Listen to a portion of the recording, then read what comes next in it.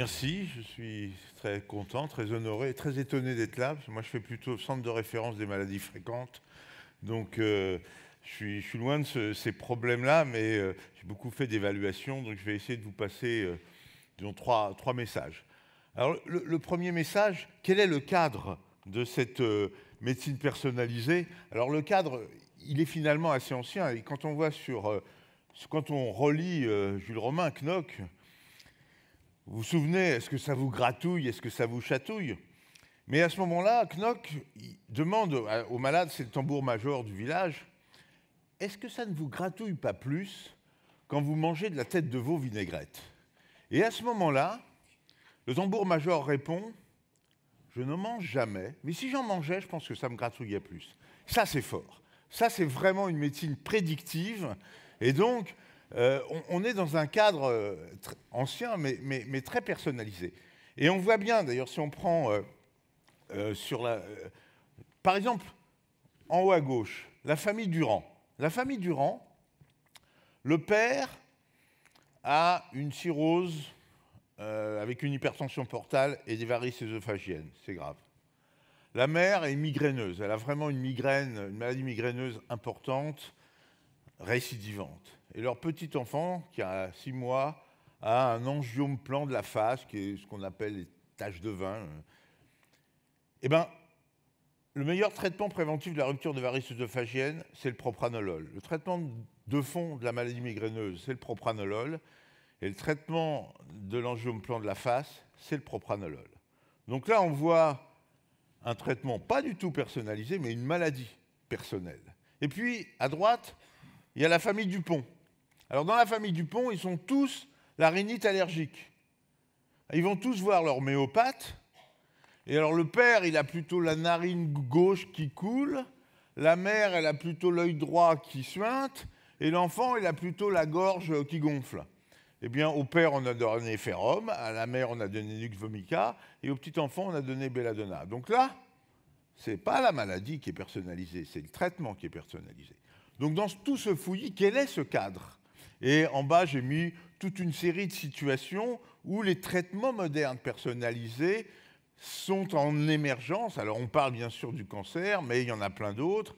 Il y a la mucoviscidose, il y a toute une série de réponses et de variabilités de réponses à des maladies psychiatriques, par exemple, dont on parlera tout à l'heure, qui dépendent d'un certain nombre de variations génomiques. Et ce qui est très important, le grand message, alors ça c'est la diapo un peu professorale, c'est que face à des variations et des volontés de personnaliser, si je prends la première étape, imaginons par exemple une tumeur du sein qui a des récepteurs hormonaux. Ben, on va dire, si je donne du tamoxifène qui est anti-hormonal, anti-œstrogène, on va avoir une efficacité. C'est logique, c'est indispensable d'être logique.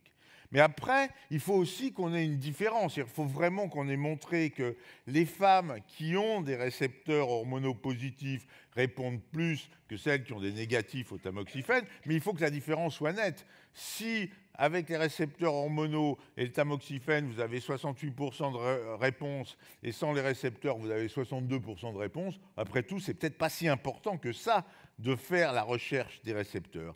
D'où la nécessité dans le développement, et c'est à mon avis un danger du cadre, que d'avoir ces étapes successives qui sont la nécessité d'une part de vérifier que les malades qui ont tel ou tel marqueur répondent différemment. C'est souvent ce qui est fait a posteriori avec des analyses en sous-groupe sur des données de biobanque avec des risques majeurs de faible puissance liés aux comparaisons multiples. Mais après, il faut continuer à travailler en prospectif en voyant vraiment que l'utilisation du marqueur, du gène, de l'enzyme change la décision thérapeutique et que ce changement va modifier la prise en charge. Donc méfions-nous d'un cadre qui serait trop limité, où on ne ferait que de l'analyse a posteriori et qui gênerait la puissance de la démonstration de la relation entre le test compagnon et le pronostic de la maladie. Ça, c'était le message du cadre. Le deuxième message, c'est celui, disons, de l'esprit. L'esprit de la médecine de précision. Alors là, vous avez deux dessins. La médecine, c'est un grand débat. Hein. Est-ce que c'est de la science? Est-ce que c'est de l'art? Alors là, vous avez deux dessins. En haut, vous avez tous reconnu, c'est le génome du gliome de Baghrad, New England, juillet 2015. En bas, vous l'avez tous reconnu, c'est un tableau de Gerhard Richter, qui est probablement un très très grand, peut-être le dernier grand peintre vivant. Alors Gerhard Richter, c'est à la fois le peintre du précis, ça c'est sa fille, c'est Betty. C'est un tableau de Betty, c'est un tableau qui fait à peu près 1 mètre de haut. Quand vous êtes devant, là, vous êtes là, vous regardez Betty, vous avez l'impression qu'elle va se retourner. C'est d'une précision absolue. On a l'impression que c'est une photographie, mais non, c'est une peinture qui a été faite un peu comme les peintres hollandais, précisément. Et quand vous regardez la veste de Betty, c'est d'une précision absolue. Et puis, Gerhard Richter, c'est aussi le peintre du flou. Vous voyez, là, c'est un paysage d'été, un matin d'été. Vous avez l'impression que la photo est mal prise, mais non, c'est lui qui a voulu donner cette impression de flou dans sa peinture. Et donc, art, science, précision, flou, on est tout le temps dans ce problème. Et finalement, si on revient à ce problème, est-ce que c'est de l'art en bas, est-ce que c'est de la science en haut? En tout cas, ce que ça doit être, et c'est ce que j'essaie de montrer sur la diapo suivante, ça c'est une autre peinture, c'est un peu moins extraordinaire que Gerhard Richter, c'est de la peinture anglaise de la fin du 19e. Je fais la photocopie de ce tableau et je le donne à tous les internes quand ils arrivent dans le service. Alors vous voyez, c'est une maison humble de la campagne anglaise. On devine dans le fond les parents de cette petite fille qui est malade. Et le docteur est là, il arrive devant cette petite fille, on lui a fait un petit lit de fortune. Et qu'est-ce qu'il fait? Il s'assoit, il se gratte le menton et il réfléchit. Et la vraie question, le vrai devenir de notre décision face à une médecine personnalisée, c'est cette étape-là, c'est la réflexion, parce que qu'est-ce qu'il intègre au moment de cette réflexion? C'est quel est le cadre de vie, quels sont les symptômes que cette petite fille a devant sa maladie, quelles sont les volontés de ses parents, et c'est ça la prise en charge personnalisée, de précision. C'est peut-être votre gène, mais c'est aussi la réflexion que le médecin doit avoir devant le malade. Et si je donne ça aux internes quand ils arrivent au début de chaque semestre, c'est que maintenant, ils sont tout le temps devant leur ordinateur à récupérer des images, à enregistrer des données biologiques, à commencer le compte-rendu de sortie le jour de l'entrée, mais ils n'ont pas forcément été s'asseoir devant le malade pour essayer de le comprendre. Le dernier message, il est porté par ce monsieur. Question, qui connaît ce monsieur?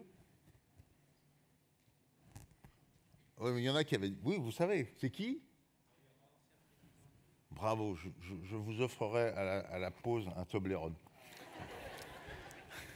C'est Thomas Sankara.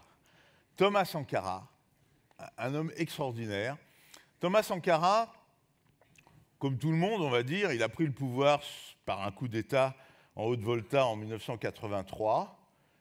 Et étonnamment, une fois qu'il a été au pouvoir, il a instauré la démocratie. En 4 ans, parce qu'au bout de 4 ans, on l'a un peu assassiné, parce qu'il ne fallait quand même pas... En 4 ans, il a installé la liberté de la presse, le droit à l'opposition, la démocratie, le vote, l'éducation pour tous. Il a même, c'est assez marrant, interdit aux fonctionnaires d'avoir des complets vestons à l'européenne. Et comme en Haute-Volta, il y avait une production locale de coton, il leur a fait mettre des habits qui s'appellent des Sankara Arrive, c'est des habits en coton local. Et puis il a fait changer le nom de la Haute-Volta. Il a dit maintenant ça doit s'appeler le Burkina Faso. Le Burkina Faso, le pays des hommes intègres. Et Thomas Sankara, en avril 1984, il est allé devant la tribune de l'ONU et il a fait un discours magnifique, magnifique. Ça commence par « Je ne parle pas au nom du Burkina Faso tant aimé, pays des hommes intègres, je parle au nom de tous ceux qui ont mal quelque part. Au nom de tous ceux qui ont mal quelque part. » Et après, il développe ceux qui sont dans les ghettos, ceux qui n'ont pas accès à la santé, ceux qui n'ont pas accès à la liberté. et ils considèrent que tout ça sont ceux qui ont mal quelque part. Eh bien, si on reprend ce discours de Thomas Sankara et si on le remet dans le contexte aujourd'hui de la médecine personnalisée, mon troisième message serait que cette médecine de précision, que cette médecine personnalisée soit aussi une médecine qui n'oublie personne. Merci beaucoup, Bergman. Merci.